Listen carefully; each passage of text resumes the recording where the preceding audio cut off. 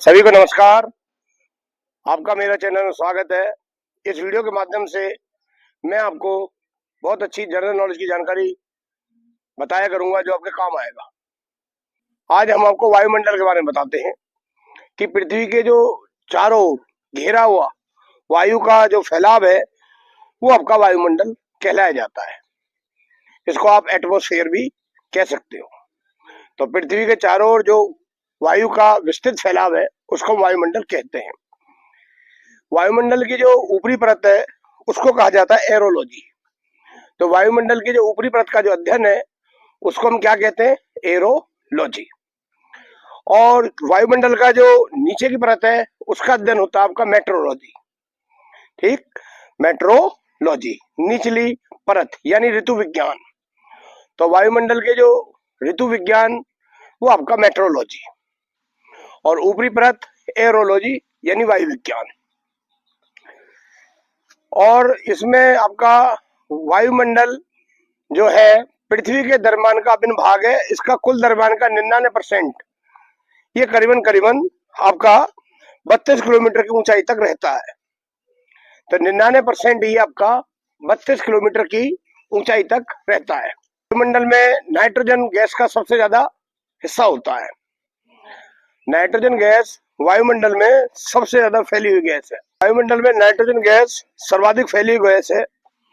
ये पूरे संपूर्ण वायुमंडल में आपका ये करीबन करीबन 78% इसका योगदान होता है नाइट्रोजन गैस का। तो नाइट्रोजन गैस वायुमंडल में सर्वाधिक पाई जाने वाली गैस है। इसकी प्रतिशत मात्रा सबसे ज्यादा होती है। नाइट्रोजन की उपस्थिति के कारण ही वायुदाब और आपका पवनों की शक्ति और आपका प्रकाश के परावर्तन का आभास होता है। तो वायुदाब, पवनों की शक्ति और आपका प्रकाश के परावर्तन का आभास भी इसी के द्वारा होता है। इस गैस का कोई रंग, गंध और स्वाद नहीं होता। नाइट्रोजन गैस का आपका कोई भी रंग, गंध और स्वाद नहीं होता। और इस गैस का, नाइट्रोजन का सबसे बड़ा लाभ यह है कि वस्तुओं को तेजी से जलने से बचाती है। वस्तु को तेजी से जलने से बचाती है नाइट्रोजन गैस। यदि वायुमंडल में नाइट्रोजन गैस नहीं होती तो हम आग पर नियंत्रण नहीं पा सकते। तो नाइट्रोजन से ही पेड़ पौधों में प्रोटीन का निर्माण होता है और ये भोजन का मुख्य अंग है। तो नाइट्रोजन गैस का एक लाभ ये भी है कि ये आपका आग पर काबू करने के लिए बहुत ही महत्वपूर्ण योगदान देती है। अब आ जाओ इसके बाद ऑक्सीजन। ये अन्य पदार्थों के साथ मिलकर एक तरीके से जलने का कार्य करती है। यह ऊर्जा का मुख्य स्रोत है। ये गैस वायुमंडल में 64 किलोमीटर की ऊंचाई तक फैली हुई है, ये गैस ऑक्सीजन। और 16 किलोमीटर से ऊपर जाकर इसकी मात्रा बहुत कम हो जाती है। ये 16 किलोमीटर तक सर्वाधिक फैली हुई है। 16 किलोमीटर से ज्यादा ऊपर जाने के बाद इसकी मात्रा बहुत कम हो जाती है। वैसे 64 किलोमीटर तक फैली हुई है। 120 किलोमीटर तक इसकी मात्रा नगण्य हो जाती है। 120 किलोमीटर तक जाने के बाद इसकी मात्रा बिल्कुल नगण्य हो जाती है। तो ज्यादातर ये 16 किलोमीटर तक फैली हुई होती है ऑक्सीजन गैस। जीवनदायक जो गैस है वो आपकी ऑक्सीजन गैस है। तो वायुमंडल में एक गैस आती है आपकी कार्बन डाइऑक्साइड। ये आपकी सबसे भारी गैस होती है, कार्बन डाइऑक्साइड। इस कारण यह सबसे निचली परत में पाई जाती है आपकी कार्बन डाइऑक्साइड गैस, सबसे निचली वाली परत में। इसका अधिकांश विस्तार जो है ये 32 किलोमीटर तक की ऊंचाई तक रहता है कार्बन डाइऑक्साइड का। यह गैस सूर्य से आने वाली किरणों के लिए पारगम्य तथा पृथ्वी से परावर्तित होने वाली विकिरण के लिए अपारगम्य है। मान लो सूर्य किरणें आती हैं, टकराती हैं और टकराने के बाद वापस जाती हैं। ये आने तो देती हैं लेकिन वापस जाने नहीं देती। इस प्रकार ये ग्रीन हाउस में मुख्य योगदान देती है आपकी कार्बन डाइऑक्साइड। तो एक चद्दर का काम करती है। ग्रीन हाउस गैसों में इसका सर्वाधिक योगदान है आपका कार्बन डाइऑक्साइड का। यह गैस पौधादार गैस भी कहा जाती है। वायुमंडल की निचली परत को गर्म रखती है कार्बन डाइऑक्साइड। ग्रीन हाउस प्रभाव कहते क्या है? तो भूपृष्ठ से परावर्तित अवरत विकिरणों के अवशोषण के द्वारा भूवायुमंडल के तापमान में वृद्धि को ही ग्रीन हाउस कहा जाता है। सूर्य किरणों का टकरा के वापस जाना, वापस जाने के बाद वायुमंडल का गर्म हो जाना, ये आपका ग्रीन हाउस प्रभाव है। अब आ जाओ कार्बन डाइऑक्साइड के बाद ओजोन। ये गैस ऑक्सीजन का ही विशेष रूप है। ये वायुमंडल में आपकी अधिक ऊंचाइयों पर बहुत ही कम मात्रा में पाई जाती है। ये सूर्य से आने वाली हानिकारक पराबैंगनी किरणों को सोख लेती है, कुछ अंश को सोख लेती है। कौन सी? आपकी ओजोन। तो ओजोन परत है वायुमंडल में पाई जाती है और ये ऑक्सीजन का ही एक विशेष रूप होता है, ओजोन O3। वायुमंडल में अत्यंत अधिक ऊंचाई पर बहुत ही न्यून मात्रा में पाई जाती है। ये अल्ट्रावायलेट जो रेज होती है उनको रोक लेती है। बहुत तेज पराबैंगनी किरणों के कुछ अंश को ये अवशोषित कर लेती है। ये आपके 10 किलोमीटर से लेकर 50 किलोमीटर की ऊंचाई तक पाई जाती है। वायुमंडल में ओजोन गैस की मात्रा में कमी होने से सूर्य की पराबैंगनी किरणें अधिक मात्रा में अगर पृथ्वी पर आ गई तो कैंसर जैसी भयानक बीमारी फैला सकती हैं। तो पराबैंगनी किरणों को जो रोकती है वो आपकी ओजोन परत रोकती है। क्लियर? तो ये आज आपको हम कुछ गैसों के बारे में बता रहे हैं और बहुत ही इंपॉर्टेंट क्वेश्चन है। अब आ जाओ जलवाष्प। जो जलवाष्प है वो वायुमंडल में जलवाष्प सबसे अधिक परिवर्तनशील और असमान वितरण वाली गैस है। सबसे अधिक परिवर्तनशील और असमान वितरण वाली गैस कौन सी? आपकी जलवाष्प। ये ऊंचाई के साथ साथ आपका घटती रहती है। ये 90 किलोमीटर की ऊंचाई तक ही पाई जाती है। 90 किलोमीटर की ऊंचाई तक ही पाई जाती है और आपका वायुमंडल के संपूर्ण जलवाष्प का 90% 8 किलोमीटर तक ही सीमित रहता है। 8 किलोमीटर तक 90% भाग जलवाष्प का होता है। कितने किलोमीटर तक? 8। इसके संघनन के कारण ही बरसात, कोहरा, बादल, हिम, ये सारी घटनाएं इसके संघनन के कारण ही होती है। जलवाष्प के संघनन के कारण विभिन्न प्रकार के तूफानों को जलवाष्प से ही ऊर्जा प्राप्त होती है।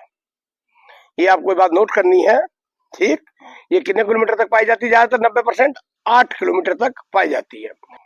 सूर्य से आने वाले सूर्य ताप के कुछ भाग को ये सोख लेता है तथा पृथ्वी द्वारा विकिरित ऊष्मा को ये बनाए रखता है। ठीक, पृथ्वी द्वारा विकिरित ऊष्मा को संजोए रखता है। इस प्रकार यह एक कंबल का काम करता है जलवाष्प, जिससे ना तो पृथ्वी अत्यधिक गर्म और ना ही अत्यधिक ठंडी। जलवाष्प के संघनन से बारिश होती है। वायुमंडल की स्थिरता भी जलवाष्प से ही नियंत्रित होती है। बड़ा अच्छा है, इसी टॉपिक को आप अच्छी तरह याद करना जलवाष्प के बारे में। पृथ्वी के ताप को बनाए रखने के लिए कौन सी दो चीजें अनिवार्य हैं? कार्बन डाइऑक्साइड और आपका जलवाष्प। तो पृथ्वी के ताप को बनाए रखने के लिए कौन सी दो चीजें अनिवार्य होती हैं? कार्बन डाइऑक्साइड और जलवाष्प। तापमान को बनाए रखने में सबसे इंपॉर्टेंट योगदान आपका कार्बन डाइऑक्साइड और जलवाष्प का होता है। जलवाष्प के अलावा सूर्य ताप और सौर विकिरण का अवशोषण ऑक्सीजन, ओजोन और कार्बन डाइऑक्साइड गैसें करती हैं।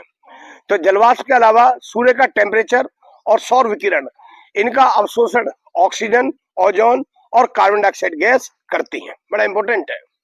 उसके बाद है आपका धूलकण। धूलकण प्राय वायुमंडल के निचले भाग में ही मौजूद होते हैं, फिर भी संवहनीय वायु प्रभाव इन्हें काफी ऊंचाई तक ले जा जाती है। ठीक, संवहनीय वायु प्रभाव इनको काफी ऊंचाई तक ले जा सकता है। जो धूल कण और नमक के कण, ये आर्द्रता ग्राही केंद्र की तरह कार्य करती हैं, जिसके चारों ओर जलवाष्प संघनित होकर मेघों का निर्माण करवाते हैं। क्लियर? आकाश का रंग नीला भी आपका धूल कण के कारण होता है। इसका कारण होता है प्रकीर्णन। क्या होता है? प्रकीर्णन। कि वायुमंडल की संरचना, वायुमंडल को निम्नलिखित परतों में बांटा गया है। क्षोमंडल, वायुमंडल की सबसे निचली परत होती है क्षोमंडल, जिसको हम ट्रोपोस्फियर कहते हैं। ये वायुमंडल की सबसे निचली परत होती है। वायुमंडल की सबसे निचली परत आपका क्षोमंडल, इसकी ऊंचाई लगभग 18 किलोमीटर तक होती है और इसकी ऊंचाई ध्रुवों पर 8 किलोमीटर और विषुवत रेखा पर 18 किलोमीटर। बड़ा इंपॉर्टेंट है कि क्षोमंडल की ऊंचाई ध्रुवों पर कितनी होती है? 8 किलोमीटर और विषुवत रेखा पर कितनी होती है? करीबन करीबन ये आपकी 18 किलोमीटर। तो क्षोमंडल में तापमान की गिरावट की दर 165 मीटर की ऊंचाई पर ये 1 डिग्री या 1 किलोमीटर की ऊंचाई पर 6.4 डिग्री सेंटीग्रेड इसका तापमान घट जाता है। तो क्षोमंडल में मौसम संबंधी घटनाएं होती हैं। तो मौसम संबंधी घटनाएं जो होती है, बादल बनना है, सब क्षोभ मंडल में होता है। तो क्षोभ मंडल आपका 18 किलोमीटर तक रहता है, ध्रुवों पर 8 किलोमीटर और विषुवत रेखा में आपका 18 किलोमीटर तक। तो क्षोभ मंडल में आपका 165 मीटर की ऊंचाई पर आपका 1 डिग्री सेंटीग्रेड तापमान की गिरावट होती है, 165 मीटर की ऊंचाई पर, और 1 किलोमीटर की ऊंचाई पर 6.4 डिग्री सेंटीग्रेड तापमान की गिरावट होती है। तो अगर आपसे पूछे 165 मीटर की ऊंचाई पर कितने डिग्री, 1 डिग्री, और 1 किलोमीटर की ऊंचाई पर आपका 6.4 डिग्री करीबन तापमान की गिरावट, यानी ठंडक आ जाती है। सभी वायुमंडल संबंधी घटनाएं, बादल, आंधी, बरसात इसी मंडल में होती है, क्षोभ मंडल। इसको हम ट्रोपोस्फियर कहते हैं। क्या कहते हैं? ट्रोपोस्फियर। तो क्षोभ मंडल में आपकी मौसम संबंधी घटनाएं बड़ा इंपॉर्टेंट है। इस मंडल को संवहन मंडल भी कहते हैं, क्योंकि संवहनीय धाराएं इसी मंडल की सीमा तक सीमित होती हैं। तो क्षोभ मंडल में मेनली क्वेश्चन तो ये आता है कि मौसम संबंधी घटना आपकी क्षोभ मंडल, और क्षोभ मंडल ध्रुवों पर करीब करीब 8 किलोमीटर और विषुवत रेखा में आपका 18 किलोमीटर तक। क्लियर? अब आता है समताप मंडल, बड़ा इंपॉर्टेंट है, इसको कहते हैं स्ट्रेटोस्फीयर। ठीक, स्ट्रेटोस्फीयर है आपका समताप मंडल। समताप मंडल 50 किलोमीटर तक की ऊंचाई तक रहता है, समताप मंडल बड़ा इंपॉर्टेंट है। समताप मंडल आपका स्ट्रेटोस्फीयर ये आपका 50 किलोमीटर की ऊंचाई तक रहता है, और समताप मंडल की मोटाई ध्रुवों पर सबसे अधिक, और कभी कभी विषुवत रेखा पर तो इसका लोप भी हो जाता है। तो समताप मंडल की मोटाई सबसे ज्यादा आपका विषुवत रेखा उसपे क्या नाम है, ध्रुवों पर सबसे ज्यादा होती है। तो समताप मंडल की मोटाई कहाँ सबसे ज्यादा होती है? आपकी ध्रुवों पर। मौसमी घटनाएं इसमें होती नहीं है, जैसे आंधी, तूफान, बादल, ये एक बिजली की कड़क इसमें नहीं होती समताप मंडल में। इसमें वायुयान के उड़ने की आदर्श दशा पाई जाती है आपका समताप मंडल में। कभी कभी इस मंडल में विशेष प्रकार के मेघों का निर्माण होता है, जिसे मूलाभ मेघ कहते हैं। कभी कभी होता है मदर ऑफ पर्ल क्लाउड। क्या कहा जाता है? Mother of pearl cloud. ये आपका समताप मंडल। तो समताप मंडल बड़ा इंपॉर्टेंट है कि वायुयान किस मंडल में उड़ते हैं। आप कहोगे समताप मंडल, स्ट्रेटोस्फीयर। स्ट्रेटोस्फीयर में आपका वायुयान उड़ते हैं। तो बड़ा इंपॉर्टेंट है। समताप मंडल की जो महत्वपूर्ण लक्षण ये है, इसमें ओजोन गैस की एक परत पाई जाती है समताप मंडल में, और जो सूर्य से आने वाली पराबैंगनी किरणों को रोक लेती है। ओजोन परत आप सभी जानते हो, इसलिए इसे पृथ्वी का सुरक्षा कवच कहा जाता है। ठीक, पृथ्वी का सुरक्षा कवच भी आपका समताप मंडल को कहा जाता है। ओजोन परत को नष्ट करने वाली गैस होती है आपकी क्लोरोफ्लोरोकार्बन। तो क्लोरोफ्लोरोकार्बन है ये ओजोन परत को नष्ट करने वाली गैस है, जो एयर कंडीशनर, रेफ्रिजरेटर आदि से निकलती है क्लोरोफ्लोरोकार्बन। ओजोन परत में क्लोरोफ्लोरोकार्बन में होता है क्लोरीन। मेन कारण क्या है इसका? क्लोरीन। तो ओजोन परत में जो छेद होता है, जो नुकसान होता है ओजोन परत में, वो क्लोरोफ्लोरोकार्बन। ऐसा क्लोरोफ्लोरोकार्बन में क्या होता है? आपका क्लोरीन होता है। ओजोन परत की मोटाई मापने में हम डाप्सन का प्रयोग करते हैं। किसका? डाप्सन का। ठीक, तो अब आप बताएं कि ओजोन परत आपका किस मंडल में पाई जाती है? आपकी समताप मंडल में। बाद समताप मंडल का मध्य मंडल। समताप मंडल के ठीक ऊपर 80 किलोमीटर तक ये आपका मध्य मंडल होता है, यानी मेसोस्फीयर, मध्य मंडल। वायुयान आपके उड़ते हैं आपके समताप मंडल, उसके ऊपर होता है आपका मध्य मंडल। बाद आपका बहुत ही अच्छा है कि आयन मंडल। इस मंडल में आपके रेडियो तरंगे पाई जाती है, आयन मंडल में। तो आयन मंडल में आपकी रेडियो तरंगे पाई जाती है। ये 80 किलोमीटर से आपकी 400 किलोमीटर के बीच स्थित होती है आपके आयन मंडल। क्लियर? और यहाँ इसमें विद्युत आवेशित कण पाए जाते हैं, जिन्हें आयन कहते हैं। विद्युत आवेशित कण, जिसे क्या कहते हैं हम? आयन। इसलिए आयन मंडल के नाम से जाना जाता है। यह भाग कम वायुदाब और पराबैंगनी किरणों द्वारा आपका आयनीकृत होता है। बाद है बाह्य मंडल। आयन मंडल के ऊपर के भाग को कहा जाता है बाह्य मंडल। इसकी कोई सीमा नहीं होती। इस मंडल में आपका हाइड्रोजन और हीलियम की प्राधान्यता रहती है। हाइड्रोजन और हीलियम गैस जो पाई जाती है वो आपकी बाह्य मंडल में।